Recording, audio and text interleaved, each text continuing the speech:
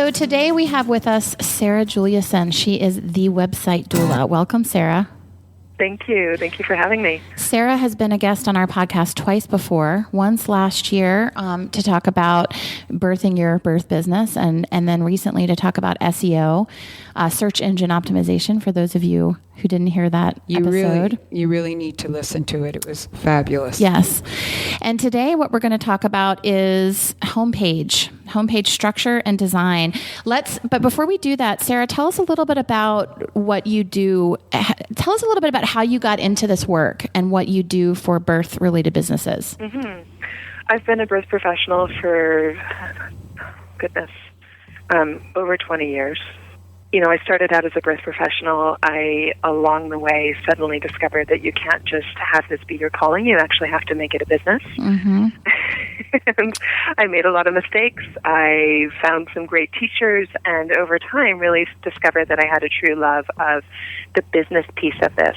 At the same time, I also kind of accidentally discovered that I love website code, which is, you know, one of those things that you never really expect to fall in love with. Mm-hmm. But lo and behold, I discovered that I have both an inner birth geek and an inner web geek, and that there was a way to bring those together and let them hang out. And so now I no longer do any direct service birth work. I officially retired this year, and now I do full-time business support and website design and search engine optimization support for birth professionals.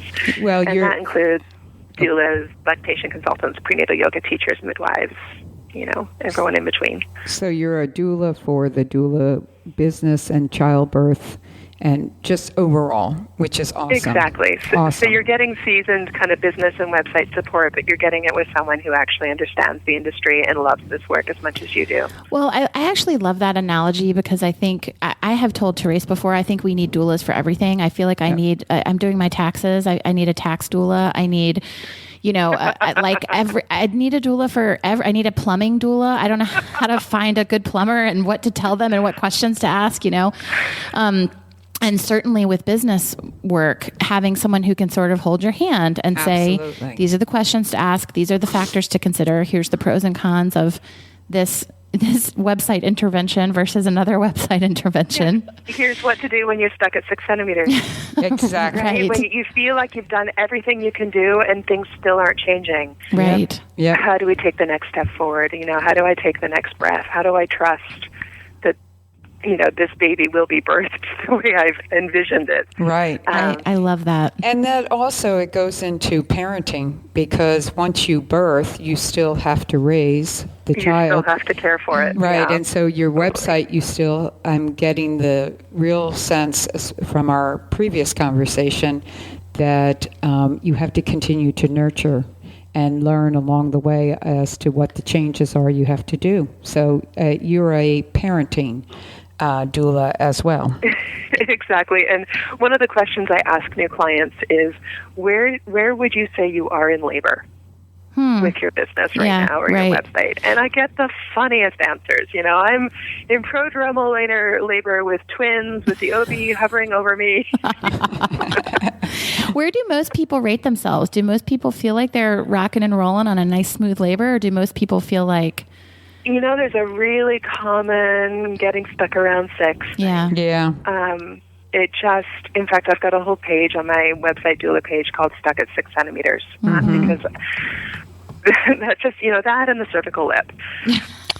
Yeah, that damn lip. It's like there's only so far we can take it, and then we kind of need to raise our hand and say, I need help. Yep. Right. Yep. Right. Well, the 6 analogy is so nice because you've been working really hard for a long time already. It's not like, hey, I think I'm going to be a doula tomorrow. And, you know, it's not like you're feeling your first contractions. You've been working really hard to get to 6, but you get stuck there. It's really demoralizing. Yeah. That's a good analogy. All right, so today we're going to talk about homepage structure, content design, and so on. Tell me why a website homepage is so important.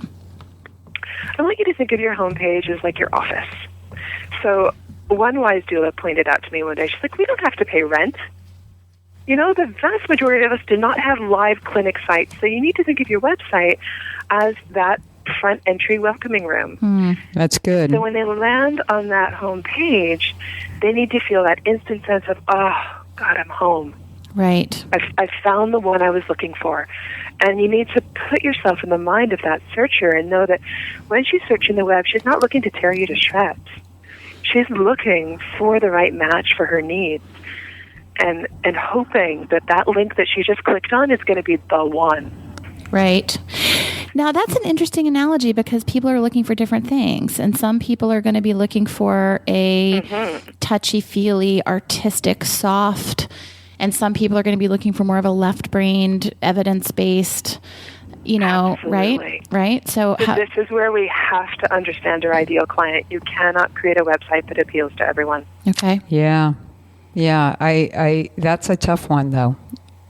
So you're going to be looking at your design style. You're going to be looking at your fonts, which is the type styles that you're using, your colors, the images you're using. I'm guessing you're a big fan of... the way you're writing your text to make sure that these convey the right message. I'm guessing you're a big fan of Comic Sans for birth businesses, right? Oh, please no. Comic Sans and Papyrus are the two most overused fonts in the birth industry. So what is one of the last stands of those fonts? They're alive and well in this industry. Yes. They are not recommended. I know they're kind of funky looking and handwriting kind of, but no. Do you have fonts that you do recommend?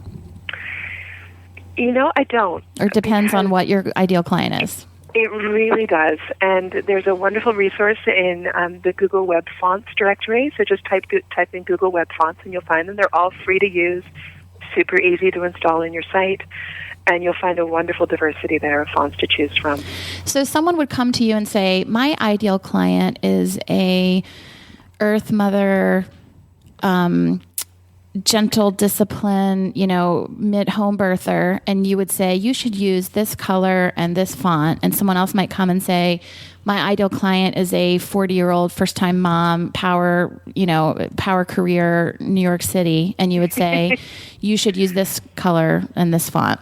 Right. Well, I'm not going to specify which one you should use, but as you're looking at ones that you're considering, I'm going to say, this one might be a better fit than the other. Got it. Because, that earthy, crunchy mama and that power mama are both going to have other quirks that define their personality as well. But there are, more straight up and down, more uppercase, more kind of a straight line approach versus kind of scripts, maybe more rounded letters. Maybe a bit more space between the letters. There's all sorts of different factors that can go into kind of making a font match a population. Okay. So I kind of got you off track on the font thing because I think it's interesting. And I think too often in terms of design, I've been guilty of this. We design for ourselves. We design for something that we find visually appealing, rather than necessarily what our clients might find visually appealing. So exactly. Yeah. I when we created the First to Labor website, it was really what I loved, and then I was given information about how it was wonderful, but it wasn't for everyone, and it was really hard for me to accept that, but I accepted it, and we changed what we had to make it more for everyone. And I had to learn it wasn't just about me, which was a little hard. Yeah, Right. Yeah, it is. There's a learning curve there for all of us. So what other factors should we be considering in our homepage? Just a brief note on the colors, because you did mention that as well as a key factor for ideal clients. A great way to explore color palette is to go onto Pinterest. And literally you can just type in like purple color palette, and you will find endless examples of beautiful, diverse palettes using the color purple. So if you're looking for inspiration, that's a great place to go. So homepage design. There's kind of core elements that we want to see on all of them. Making sure your font is easy to read. Lots of white space, openness. It kind of leaves that sense of room for possibility. You're not trying to cram everything in to one place. Is that a trend versus a absolute rule? I mean, the idea of lots of white space, is that more of a what's popular now? It's actually based on how we understand the human mind interprets what they see on the screen. Okay. The human mind, for it to really register what's on the screen, it needs the white space to know where to focus. Okay. So, obviously there's people out there doing all kinds of crazy research. They also know that we kind of tend to start at the left and then move across in kind of like an F shape is the way we read content. Oh. You need to clearly label the sections of your website. So, have kind of clear, I offer prenatal yoga. I offer birth doula care. So it's super easy to get in. So maybe in addition to the navigation, you've also got maybe a row of circles or boxes that lead the way into those specific services. Making sure that your navigation is really clear and simple to navigate. It's not overwhelming. It doesn't have a bajillion submenus. And really think about, does my FAQ, my frequently asked questions, does it need to be in the menu? Mm-hmm. Or could maybe that be linked from another page on my site? Mm-hmm. Right? Maybe on my birth doula page, if I've got a whole frequently asked questions about my care, I've got a really beautiful button on there that they can click to get through to that page. Is there a best practice for number of pages? Is there a usability best practice? I wouldn't say so, because it really is about the complexity of your practice. But, in your upper navigation, you don't want to have, 20 different submenu items for them to look for. Really think about what's the key. So if you've got your doula philosophy, your doula FAQ, your doula fees, they start to kind of not know where to look. Mm-hmm. And so, I would, in most cases, rather just see a page that is devoted to you as a birth doula. And on that page, there's buttons and text links that take them through to your philosophy. I'd actually just have the fees right there on that page. Have a testimonial on that page rather than having a whole separate page of testimonials. Or have your testimonials woven through the site, then after each one, have a little read more link that takes them through to a hidden page of testimonials. Right. So we're just trying to simplify things, make it streamlined, make it easy to find their way through. So for homepage, you're suggesting don't put a ton of actual content on your homepage. Make it not a ton, but you do need some. You need at least a kind of a sentence or two that says, "This is what I do. Mm-hmm. This is what makes me unique." So it's kind of what we would call your unique selling proposition. So how can they tell the difference between you? So you don't want to have, a doula provides emotional, physical, and social support. Right.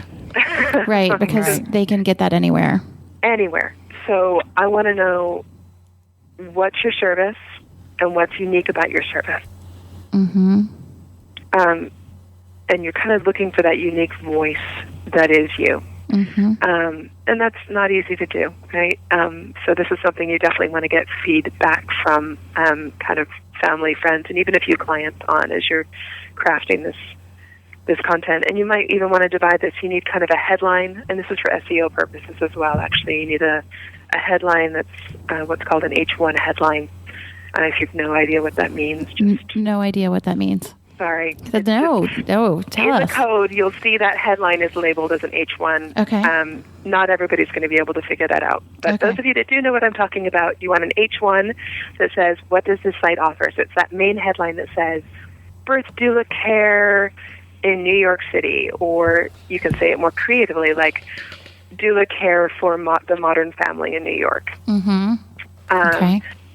Clear, simple, no fluff, no extra language. Just keep it really streamlined. And then you can have a sub-headline on there as well, and that's called an H2. So it's like a second-level header. That's a little more of a description about what you do. That's where your unique piece kind of jumps out. Okay. Now, you want to talk about, if you're using WordPress or Wix or one of these, it seems to me that they have this sort of built in. They have templates. And they usually have templates by category, right? So you can do consulting business or an automotive business or a wellness business that sort of suggests. Do you like those templates for homepages? Not particularly. Okay. No. Okay. What I find is that a lot of these templates are super scripted and don't necessarily match the vibe that you're going for with your site. There are some good ones out there, but most people have a lot of trouble making their content look the way the template tells them it's going to. Okay. So I prefer handcrafting, either through custom design or using a drag and drop template. And there's obviously the website builders out there, but then also within WordPress, there's a great theme called Divi. What is, spell that? Divi. Okay.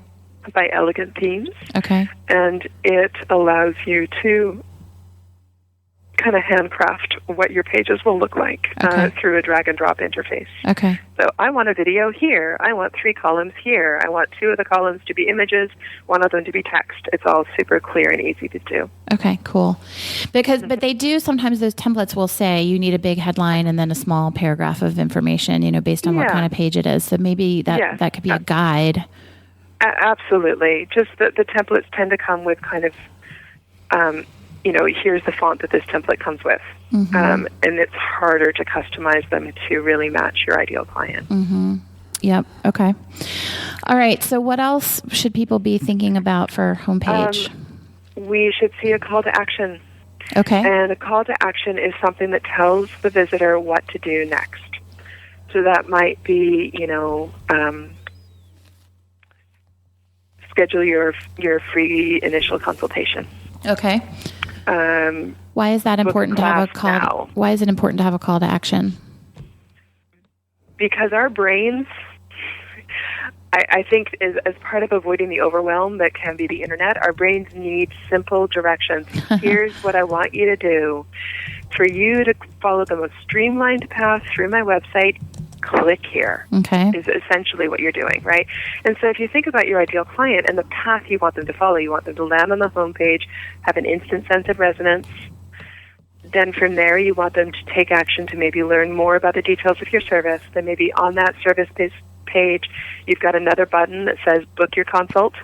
I mean, what you're saying now is very interesting, because I think just the idea of knowing what you want your client's path to be.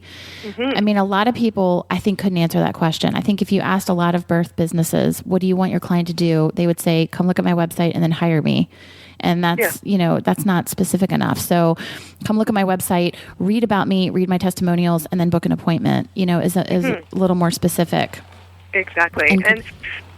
And they may not be ready for that call to action. And so if they're not, then a complement to that can be your content offer. And so that might be, my featured blog posts that I want you to check out. And that could be a piece of it. But even better is if you can have as well an actual offering. And so this is where you see that, enter your email here to get my free PDF. And so you're designing, it can't even just be a one-page handout. It could be super simple. But again, think about your ideal client. Think about what she's hungry for. What content is just going to make them go, yes, I want that. That's going to be really useful to me. And that will be different for each of you. Right. Okay. So that's good. So I'll ask you. I have another question, but what else? What other? What else? Customer proof. And so that means testimonials.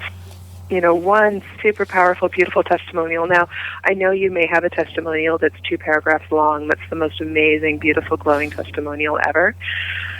Don't use it. Really? Here. Okay. I want you to pick out the best line from it. And you can even pick out the best 2 lines and use a ... between it. Right.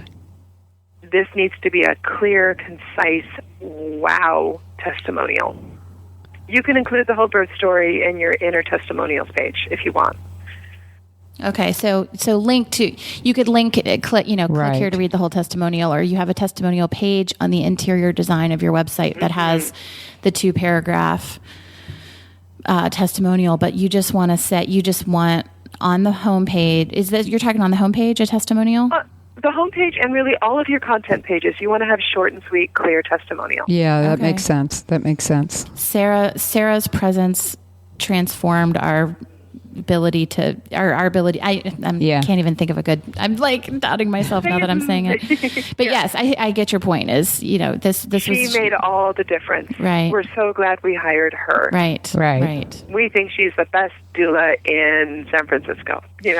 Whatever the kind of things are that go pow within that testimonial. Yeah. Got it. That's what you're going to use. And then have a separate page where they can read more content.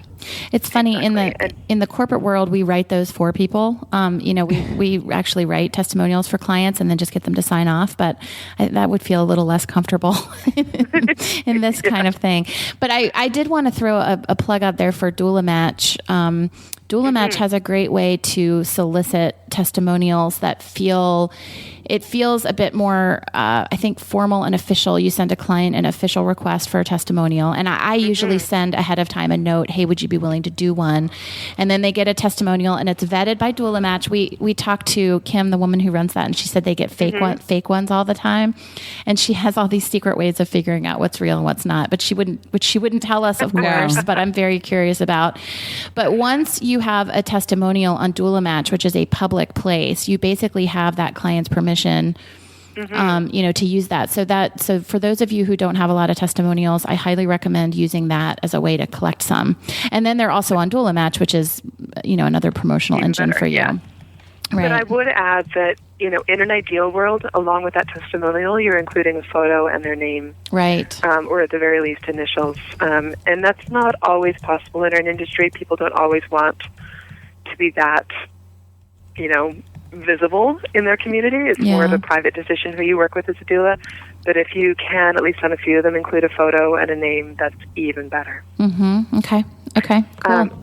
And along with that customer proof, if you have any kind of media mentions, let's say you were featured on the local talk radio show or the local health journal, or you had a blog post that made it to, pregnancy.com or something, you can have as seen on or as found or find me on, and include kind of logos or links to those things as well.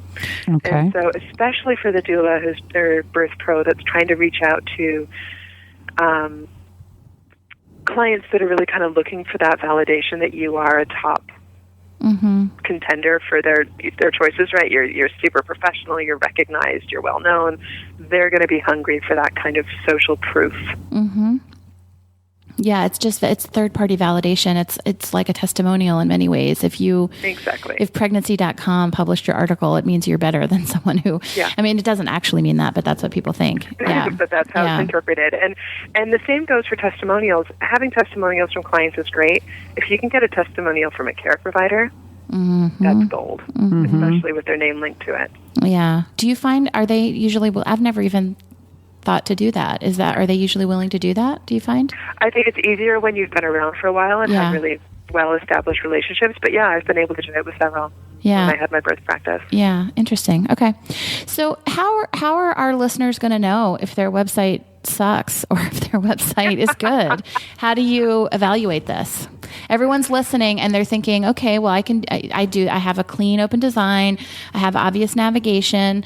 Hopefully they listen to our episode on search engine optimization and they are getting that under control. How are they going to know if it's all working? Are there analytics you recommend or objective or subjective, evaluations? There are services, and I'm blanking on the name right now, but you just kind of Google, I think, something like heat map, and there are free tests that you can run on your site that will show you which sections of your homepage are most looked at. And so these tools will actually track how users are using your homepage, where they're clicking, to show you, this is the red hot section. This is where most people are paying attention. And then maybe the purple section nobody's even reaching. So it kind of shows you a rainbow of how people are using your homepage. And that can be really interesting to look at. And what we find is that the majority of people are paying attention to the top half of the page, inevitably. They don't scroll down. Right. So above the fold, is that what you call it? Above the fold. And above the fold means the portion of your homepage that is immediately visible to people when they open it up. Now, obviously on a mobile device, that doesn't really work. But if we're on an actual computer or desktop, laptop, it's that section that shows up in your screen without having to move the mouse once. Okay. So you want your most important information there. You want your call to action in that section.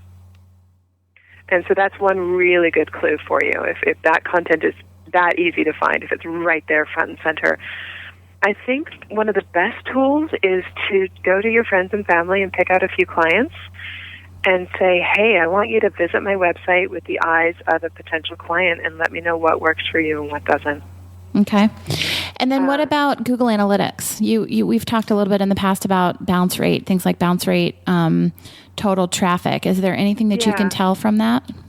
So your homepage inevitably is going to be the site that shows up most easily in search. And that's part of why it's so important to have just a rockin' amazing homepage, because more than any other page on your site, that's the one that people are most likely to see. And so within your Google Analytics, which is a free tool that you can use from Google to understand how your site is functioning in terms of how people are using it, you can look at what's called your bounce rate, and that tells you how many people land on the home page and leave again within a minute. And obviously, if they're leaving, they're probably not going to be your clients. And it doesn't count as leaving if they click through, right? I mean, if they're leaving your home page, but they're going to another page in your site, that doesn't count as leaving. Exactly. So if they're staying on your site, then you're good. And you'll be able to also see the page time. So do they spend 3 minutes on your home page? Do they spend 5 minutes on your birth doula page or your breastfeeding support page, or are they kind of glancing at that page and going, not really mine, and going somewhere else? So I would think for a homepage, that could be a little bit of a double-edged sword. If people are spending 3 minutes on your homepage, it probably means you have a bad homepage, because you want people to figure stuff. If you have a clean homepage that clearly tells people where to go to get more information, right? So it's you want people just checking out your homepage and then clicking through to your interior pages. Going through, exactly. Yeah, so the bounce rate is measuring the overall, they land on your site and how quickly they leave. So you want that homepage to serve as a funnel. And even there's an advanced feature within Google Analytics that will show you the flow. It shows you exactly where people are clicking on that homepage, where they're going next, where they're most likely to go, and then what happens when they get there. Interesting. So that would really cool. You could match that back up with what you want them to do, and exactly. And yeah, okay. And then what about, other analytics? Like, do you find any value in things like traffic or sources? Where's your traffic coming from? Those kind of things. Yeah, it's really, not everybody's going to have the energy or desire to mess around looking at their Google Analytics results, but it can be educational to take a peek. And so it will tell you which search terms you're showing up for well, and which search terms people are using to find you. And, maybe there's a search term that's not working for you at all, and you're going to maybe use that as a clue and create a section on your site focused on that term. It can be really helpful to also know who's referring traffic to you. So is the majority of your traffic coming to you through Facebook? Is it coming through what's called organic search, which means they're, finding you through search results? Yeah. And I think the social media piece is especially interesting because people don't always realize the percentage of people that are maybe coming through Pinterest or LinkedIn or these other avenues that, if you were to maybe invest a bit more energy in, could be additional feeds. So we're not just relying on one pathway. So I did want to throw a quick shout out. We did an episode on social media way back with one of our first ones. It's a sticky wicket for the birth businesses, social media. So please, I think what you're saying absolutely from a business standpoint is so important, and just do it very thoughtfully. Right. Very important. We don't have to go into all of that now, but don't be posting about other people's births, and don't, anyway. Yeah, go listen to that. We talked about it for an hour. We don't need to talk about it now. We could talk about it for longer than that. I know. I do feel like, though, that people are more aware of that now than they were 3 or 4 years ago. I feel like people are more aware that there's even an issue around it. Yeah. And honestly, your ideal client is landing on that homepage, and if she sees, let's say you have a widget on there that's showing your most recent Facebook post, and it's talking about the details of someone else's birth, right? Are they going to trust you? Right. Good point. That's a great point. The other piece I just wanted to bring forward for your homepage is location. Okay. What do you mean by that? I have to know where you are and who you're serving. I've noticed that. I've noticed that people don't make that clear. Yeah, I can't tell you how often I go to birth professionals' websites and I have no idea where they're based. I have to actually go to their contact page, find the area code on their phone number, and look that up. And that's important both for SEO and for just clients figuring out if you're relevant to them.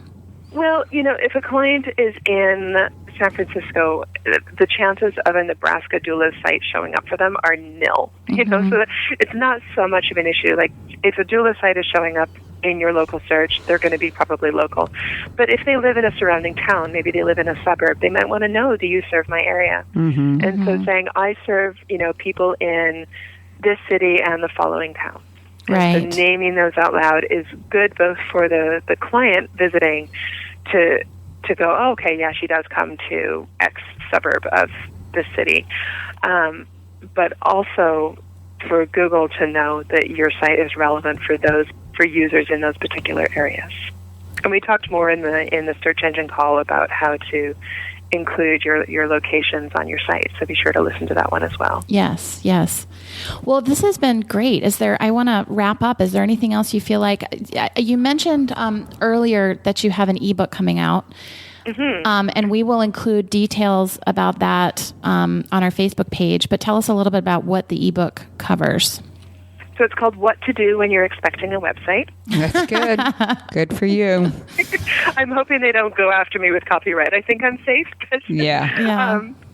It's when we're birthing a website, there's so many different pieces to pay attention to. And so what I've tried to do is take you through every single page on your site and think about, what core content do I want to include on a services page? How do I make a services page that's effective? What do I want to include on my homepage, my about page, my testimonials page? What are kind of tips and tricks to make each of those sections of your website as effective as they possibly can be? And then also including a little bit of exploration around font choices and colors and kind of design rules as well. So what I wanted to do is to create kind of a DIY guide so that you're not sitting there in the cafe going, oh, I'm supposed to write my bio for my about page, and I have no idea how to go about that. Right. I'm guiding you through it step by step. Awesome. And your website is thewebsitedoula.com. Exactly. Yep. Thank you so much for joining us again. We really appreciate it. Yes. A pleasure. Thank you. Sarah, thank you. This is more than valuable, and I'm sure we'll get lots of questions and probably have to have you on again. So thank you. A pleasure. Thank you.